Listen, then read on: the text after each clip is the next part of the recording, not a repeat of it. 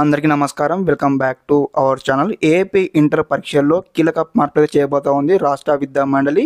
మరి ఇక్కడ ఎటువంటి మార్పులు చేయబోతా ఉన్నారు, మరి ఇంటర్ పరీక్షలను కూడా స్టెప్ బై స్టెప్ తెలుసుకుందాం అనమాట. మరి ఎటువంటి మార్పులు చేస్తారో దీనికి సంబంధించి ఒక ఆర్టికల్ అయితే రిలీజ్ చేయడం జరిగింది. మరి మీకైతే చదివి చూపించడం జరుగుతుంది అనమాట. మనం చూసినట్టు న్యూస్లో ఉన్నాము.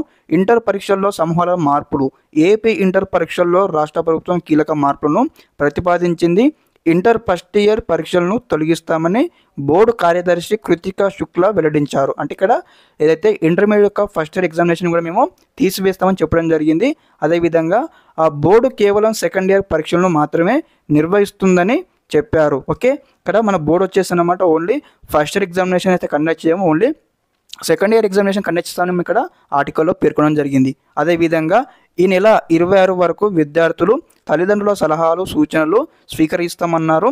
2025-2026 నుంచి ఇంటర్ మొదటి సంవత్సరంలో ఎన్సీఈఆర్టీ సిలబస్ ప్రవేశపెడతామని ఇక్కడ మనకు తెలిపారనమాట. ఇక్కడ ఏదైతే మనకు ఈసారి అయితే ఫస్ట్ ఇయర్కి ఎగ్జామినేషన్ ఉంటుంది, సెకండ్ ఇయర్కి ఎగ్జామినేషన్ ఉంటుంది.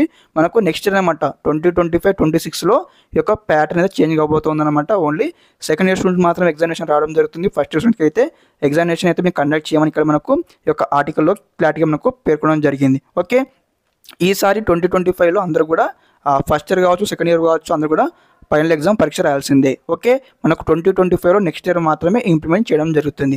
దీనికి సంబంధించి ఇక్కడ ఏదైతే సలహాలు అనమాట, మరి ఇక్కడ విద్యార్థి తల్లిదండ్రులు మరి ఎలా అంటారు, వారి నుంచి సూచనలు కానీ సలహాలు కానీ పెట్టన్నా వద్దని కూడా ఒక క్లారిటీ మనకు రావాల్సిందనమాట. ఇదనమాట ఆర్టికల్ అనమాట ఇంటర్ పరీక్షల మార్పుల గురించి. ఓకే, ఇదనమాట ఇన్ఫర్మేషన్ అంటే ఈ వీడియో తరపు నుంచి. అదేవిధంగా ఇలాంటి ఎడ్యుకేషన్ గైడెన్స్ కోసం మన ఛానల్ని సబ్స్క్రైబ్ చేసుకొని అదేవిధంగా వీడియోకి అయితే లైక్ చేయడం, మీ యొక్క ఫ్రెండ్స్ షేర్ చేయండి. Okay, thanks for watching this video. జై హింద్.